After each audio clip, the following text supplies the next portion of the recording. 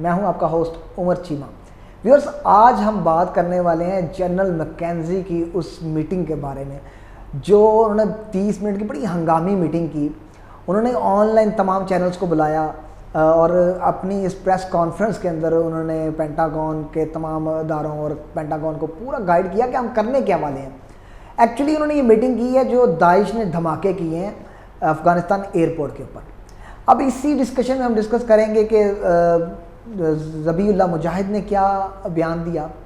इसके साथ साथ हम आपको बताएंगे कि ब्लैक वाटर ने क्या इसके ऊपर बयान दिया और आगे अमेरिका क्या सोचने वाला है और दुनिया का नक्शा क्या होगा अगर अमेरिका के मुफाद में बातें जाती हैं और अगर अफ़गानिस्तान के मुफाद में जाती है, दुनिया का रद्द-ए-अमल कैसा होगा।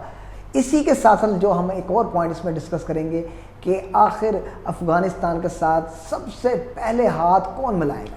मज़ीद वीडियो देखने से पहले हमारा चैनल सब्सक्राइब करें और बेल आइकन को ज़रूर दबाएं ताकि आप तक हमारी आने वाली वीडियोस वक्त पर पहुंच सकें। डिस्कशन को इस तरह स्टार्ट करते हैं कि जो कल धमाके किए गए, 8-10 धमाके हुए हैं एयरपोर्ट के ऊपर, वो किए किसने का जवाब तो नहीं है हमारे पास, लेकिन जिसके ऊपर इल्ज़ाम धरा जा रहा है, बल्कि इल्ज़ाम भी क्या, दाइश ने खुद फ्रंट लाइन पे आके कहा कि ये धमाके हमने किए हैं और उनका मौका बड़ा छोटा सा है कि जी पहले अफ़गानिस्तान के अंदर हम ये धमाके इसलिए करते थे कि क्योंकि अमरीकी फ़ौजी थे यहाँ पे। अब अमेरिका चला गया है तो तालिबान आ गए हैं, मुजाहिदीन आ गए हैं। अब उन तालिबान ने अमरीकियों के साथ हाथ मिला लिया हुआ है। अब उस हाथ मिलाने की वजह से वो उनको लगता है कि जी ये इनके साथ मिल गए, अब इसलिए वो उनको ही मार रहे हैं।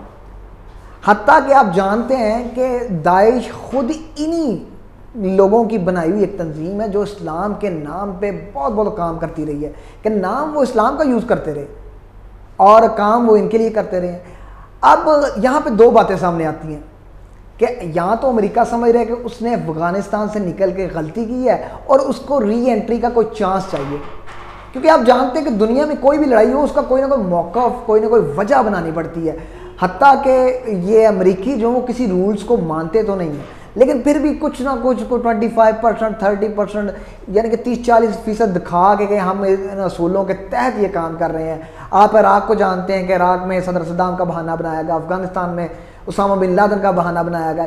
ये इनका ना एंट्री करने का एक वे होता है। कल वाली वीडियो में आपने देखा होगा कि कल भी हमने आपको बताया कि अमेरिका ने बहुत गलत किया इसको छोड़ के। ये उनके मफादात की बातें नहीं थी, वो समझ रहे थे कि मुजाहिदीन किसी और तरह रिएक्ट करेंगे, लेकिन मुजाहिदीन तालिबान ने बड़ा अच्छा प्ले कर दिया, उन्होंने आकर लड़ाई ही नहीं की। अब ये यही सोच रहे थे कि अब तो हमारा असला भी उधर पड़ा हुआ है। ये दूसरी वजह है कि यहाँ पहली वजह ये कि वो समझ रहे हैं कि उन्होंने निकल के गलती की। दूसरी वजह यही है कि वो समझ रहे हैं कि जो उन्होंने असलहा उधर छोड़ दिया वो मुजाहिदीन के हाथ लग गया, जो जिस मकसद के लिए उन्होंने छोड़ा। हम पिछली वीडियोस में आपको बता चुके हैं कि वो असलहा मुजाहिदीन के लिए कितना कारआमद हो सकता था, लेकिन अमरीकियों ने जिस लिए उसको छोड़ा वो उनके लिए मुकासद पे ना आ सका। अब वो चाह रहे हैं या तो वो असलहा उधर से निकाल लें, या फिर वो चाह रहे हैं कि वो जो मुकासद उनके पूरे नहीं हुए वो दोबारा घुस के और उसको पूरा करें। इसी वजह से जो अमेरिकी आर्मी है उसके अंदर डिवीजन हो चुकी है। डिवीजन किस तरह हो चुकी है, कुछ लोग कह रहे हैं कि नहीं हमें वापस जाना चाहिए और कुछ लोग कह रहे हैं नहीं हमें यहाँ पे रह के और लड़ना चाहिए। इसलिए ये जो डिवीजन है ना, इसने जाके गला पकड़ लिया है जो बाइडन का। जो बाइडन अब बड़े कंफ्यूज हैं कि वो क्या करें, क्योंकि पूरा का पूरा मीडिया जो बाइडन के ख़िलाफ़ है और जो पेंटागन के लोग हैं वो जो बाइडन के ख़िलाफ़ हैं। वो पूरा का पूरा इल्ज़ाम सेंटकॉम पे धर रहे हैं। उसके बाद रिटायर्ड आर्मी ऑफिसर्स जो बाइडन के ख़िलाफ़ हैं, जो बाइडन पर बड़ी उंगलियां उठ गई हैं और इसका ट्रंप पूरा फ़ायदा उठा के और वो भी इस पर उंगलियां कस रहा है। अब ये देख लें कि ये कुछ सूरत हाल इस तरह से बन रही है कि पूरी दुनिया हिलने वाली है इन छोटे छोटे डिसीजन से। इसी के साथ जो ब्लैक वाटर का चीफ है, जो ऑनर है, जो इनका बनाने वाला है, करता धरता है प्रिंस एरिक प्रिंस ने क्या कहा है कि उन्होंने जो अमेरिकी आर्मी है उसके बारे में कितना प्यारा बयान दिया जो इस टाइम हर जगह पे चल रहा है। और वो बयान क्या है कि अगर 70 साल पुरानी सोच वाली एक फ़ौज और जिनके पास 70 साल पुराना वेपन है, असलहा भी 70 साल पुराना है, वो अगर अमेरिकी फ़ौज को हरा देती है तो इसका मतलब है अमेरिकी फ़ौज नकारा हो चुकी है, वो बेसलेस हो चुकी है, उसका इलाज करने वाला है। एक्चुअली वो एरिक प्रिंस जो है वो इनडायरेक्टली यही कहना चाह रहा है कि जो पैसा, जो अथॉरिटीज़, जो अहकामात आपने अमेरिका ने अमेरिकी फ़ौजियों को दिए थे वो उनके हाथ दिए जाए और फिर वो इसको आगे लेके चलें। यानी इस जंग को, जो ये ख़त्म होती हुई जंग को दोबारा उठाने का मौका इनका, ये चाह रहे हैं कि वो जंग दोबारा हो। ये इतनी बड़ी प्लानिंग है, इतनी बड़ी प्लानिंग है कि जी दो दुनिया के बड़े प्रेसिडेंट्स, मैं इसराइल और ये जॉर्डन, इनकी जुमा वाले दिन मीटिंग थी, उसको कैंसिल करके और इसको नेक्स्ट फ्राइडे पे रखा गया। शायद वो उससे भी आगे चले जाए क्योंकि हालात इनके हाथों से निकलते जा रहे हैं। वो ज़बीउल्लाह मुजाहिद ने बड़ा प्यारा बयान दिया, उन्होंने इसको फैलाया नहीं, हवा नहीं दी, उसने बड़े आराम से तहम्मुल से बयान देते हुए कहा है कि आप परेशान ना हो, ये जो अमेरिकी फ़ौजियों के पास ये बम धमाकों की आवाज़ें आ रही हैं, सिर्फ वो अपना असलहा ख़राब कर रहे हैं, अपना असलहा तोड़ रहे हैं, जो असलहा उनका इधर पड़ा हुआ है। हत्ता कि अमेरिकी जो चाह रहे हैं वो चाह रहे हैं कि आप अपना पूरा जोर लगाएं, अपने हेलीकॉप्टर्स को यूज़ करें, ड्रोन्स को यूज़ करें और वो स्ट्राइक करें दाइश के नाम पे, जो ये तालिबान होने नहीं देंगे। उन्होंने बड़ी मुश्किल से काबुल को फतह किया, बड़ी एक मेहनत थी उनकी पीछे, और अब उनका इरादा हुकूमत करने का है। और उनकी अगर आप पॉलिसीज़ देखें, अगर आप उनकी हिकमत अमली देखें कि वो बड़े तहम्मुल से और बड़ी तहम्मुल मजाजी से इस काम ले रहे हैं, किसी के साथ लड़ाई नहीं कर रहे, कोई अटैक्स नहीं है, बिल्कुल शांत हो चुके हैं, वो ऐसे खामोश हो चुके हैं जैसे कुछ हुआ ही नहीं है। अब ये जो है अमेरिकी, ये अपने सारे जासूस लेके जाना चाह रहे हैं यहाँ से, और उन्हीं के ऊपर जिन लोगों को ये लेके जाना चाह रहे थे एक्चुअली उन्हीं पे ही अटैक हुआ। कुछ 7-8 के करीब कल हमले, वो बम धमाके जो हुए हैं वो हो चुके हैं। अब जो ज़बीउल्लाह है उनका मौक़िफ़ ये भी है कि आप इससे पहले जो लोग लेके जा चुकी हैं, क्या उसमें दाइश के लोग नहीं जा सकते? ये जो बॉम्बर्स हैं जो अपने आप को फाड़ते हैं, कि तो क्या मकसद है कि जो लोग चले गए क्या उनमें कोई दाइश का बंदा नहीं है? अगर उसमें दाइश के बंदे चले गए तो फिर क्या?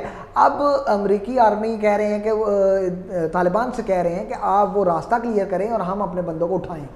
इसी के साथ साथ अमेरिका दो तरफा बातें कर रहा है। एक तरफ वो कह रहा है कि मैं अपने बंदे उठाना चाह रहा हूँ, दूसरी तरफ वो बयान दे रहा है कि जो है हम अटैक करने के लिए तैयार हैं, we are retaliating the against Daesh. अब इस तरह के बयान जब आ रहे हैं तो तालिबान तो नहीं इनको इस तरह काम करने देंगे। वो आगे इनसे बहुत तंग है, तो वो अगर उनको दोबारा खड़ा होना पड़ा, दोबारा अगर उनको खड़ा होना पड़ा तो खड़ा होंगे, वो नहीं छोड़ेंगे इनको। अब बात की जाए दूसरे मौक़िफ़ की, मैं आपको दूसरा मौक़िफ़ थोड़ा सा बता दूँ जो मैंने आपसे पहले भी बात की कि लॉबी की। एक्चुअली अमेरिका चाह रहा था कि अफ़गानिस्तान में दोबारा लड़ाई हो, वो दाइश की मदद से, दाइश और तालिबान आमने सामने आएँ, अफ़गानिस्तान की कौम और मुजाहिदीन दोबारा आमने सामने आए हैं, वो एक दूसरे का वही इनका छोड़ा हुआ असला उठाएं और आपस में लड़ें कि ये छोड़ के भी जाएं तो ये ख़ित्ता पुरअमन ना हो, क्योंकि इनकी फ़ौज उगता चुकी हुई है इस खित्ते में रहने से। काफ़ी ऐसे आर्मी ऑफिसर्स हैं जो यहाँ से जाना चाहते हैं, जो अपनी फैमिली से मिलना चाहते हैं और अरसा दराज से वो यहाँ पे स्टक हैं, आते जाते रहे हैं, लेकिन फिर भी वो चाह रहे हैं कि हम ये जगह छोड़ें और दोबारा अमेरिका वापस सेटल डाउन हो। अब क्या सीन हो रहा था कि इन्होंने जो सोचा कि ये पुरअमन खित्ता ना रहे, वो चीज़ें बिल्कुल इससे बरअक्स हुई। अब देखा जाए तो चाइना ने सबसे पहले ऐलान कर दिया कि हम इन्वेस्टमेंट्स करने के लिए तैयार हैं। अब चाइनीज़ इन्वेस्टमेंट्स जहाँ भी हैं, दुनिया भर में जहाँ भी हैं, उन्होंने अपनी इन्वेस्टमेंट्स को बचाने के लिए फोर्सेस तक खड़ी करनी है। चाइनीज़ तो ऐसे ही हैं। अब इनको नज़र आ रहा था कि अगर चाइनीज़ इन्वेस्टमेंट्स आ जाती हैं, और ज़बीउल्लाह के जो पास्ट बयान आए हैं, जो पीछे उन्होंने बयानात दिए हैं कि इवन दो उन्होंने इंडिया के साथ भी अच्छे ताल्लुकात रखने के बयानात दिए हैं, तो वो सोच रहे थे कि हम इंडिया की तरफ से आएंगे, हम यहाँ से आएंगे, और पूरी प्लानिंग का सत्यानाश कर दिया इन्होंने। अब वो दोबारा एंट्री लेना चाह रहे हैं। अब लॉबी किस तरह स्ट्रॉन्ग हो रही है कि एक तरफ से अफ़गानिस्तान के साथ चाइना मिल गया, जिसके साथ उनके बॉर्डर शेयरिंग भी है। पाकिस्तान तो डैम जो दुनिया के हर बंदे को पता है, बेशक तालिबान बोल रहे हैं या नहीं बोल रहे हैं, बेशक वो उसको अंडर कवर रख रहे हैं, लेकिन दुनिया में हर एक को पता है कि पाकिस्तान इनसे हाथ मिलाएगा। लेकिन आपको मैं बताता चलूँ पाकिस्तान वो पहला कंट्री कभी नहीं बनेगा जो तालिबान के साथ हाथ मिलाए, क्योंकि दुनिया की ज़ुबान पे यही बातें हैं कि वो तालिबान के अंदर जो ये काम करवाने वाला वो पाकिस्तान है। इसीलिए ज़बीहुल्लाह मुजाहिद ने यह बयान दिया था कि पाकिस्तान का इसमें कोई दखल अंदाजी नहीं है, ये ज़ोर बाजू पे काबिल हासिल किया गया। सबसे पहला कंट्री चाइना होगा, उसके बाद रशिया आएगा, क्योंकि रशिया को भी इनकी बेसिस वगैरह ग्राउंड रियलिटी पे ग्राउंड चाहिए, लैंड चाहिए पाकिस्तान के साथ ट्रेडिंग करने के लिए, और वो जो रोड बन रही है सिल्क रोड टाइप, और जो रशियंस अपनी रोड बना रहे हैं, इन सब के लिए सी पैक और रशियंस का एक मंसूबा चल रहा है, इसके लिए रशिया को लैंड चाहिए, ज़मीनी रास्ता चाहिए, और वो अफ़गानिस्तान के ज़रिए हासिल करेंगे, इसलिए रशियंस भी हाथ में लाएंगे। तीसरी कंट्री या तो पाकिस्तान होगी या तुर्की होगी, क्योंकि तुर्की के मकासद बिल्कुल वही हैं, इस्लामी निज़ाम बनाना और इस्लामी कंट्रीज़ को, मुसलमान कंट्रीज़ को इकट्ठा करना, वो इसी मौक़िफ़ पे। हालांकि कि जब अमरीकी यहाँ पे थे तो तुर्किश जो है वो इसके एयरपोर्ट्स को महफूज रखने के लिए अपनी आर्मी भेज रहे थे।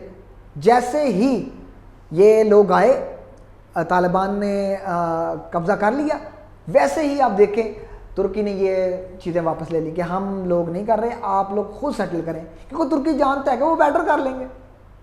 इसलिए तीसरा मुल्क तुर्की या पाकिस्तान होगा। पाकिस्तान तीसरे या चौथे नंबर पे आने का मकसद यही है कि उसके ऊपर वो इंटरनेशनल फॉरम पे कोई उंगली ना उठा सके। ये थी आज की डिस्कशन, ये थी आज की बातें।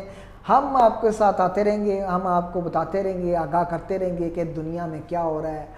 कल मिलेंगे इंशाल्लाह नई डिबेट के साथ, नई मौजू के साथ। तब तक के लिए अल्लाह हाफ़िज़।